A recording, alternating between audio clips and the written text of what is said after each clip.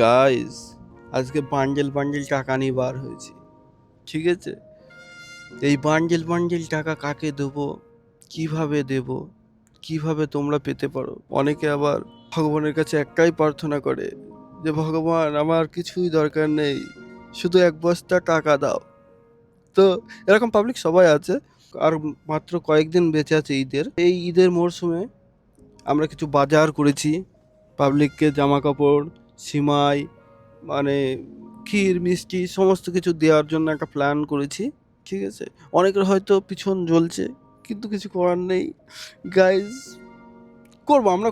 আমরা যেটা করছি আমরা করে যাব, ঠিক আছে? তোমাদের যা ভালো লাগে কমেন্ট করতে পারো, কিন্তু কাকে দিলাম কিভাবে দিলাম এগুলো হয়তো নাও দেখাতে পারি, কারণ দেখো সোশ্যাল মিডিয়ার যুগ, মানুষ বদনাম করতে ছাড়ে না। একটা যদি তার ছেলে মেয়ে আছে, বউ ছেলে মেয়ে সবই থাকবে, তাই তো? সে গরিব মানুষ হতে পারে, গরিব মানুষ, কিন্তু বউ ছেলে মেয়ে সবারই থাকে। তো এখন সে দেখো একটা মিডল ক্লাস ফ্যামিলি, সে যখন হাত পেতে নিতে পারবে না, বলবো না যে কাকে দিলাম বা কিভাবে দিলাম কি করতে দিলাম, ঠিক আছে? কিন্তু তা সে অরিজিনাল জরুরতমন্দ, মানে তার অবশ্যই দরকার, ঠিক আছে? না সে হাত পেতে নিতে পারছে, না খেতে পাচ্ছে, না যেতে পারছে, এমন একটা পরিস্থিতি, না নিজে খেতে পাচ্ছে না যেতে পারছে।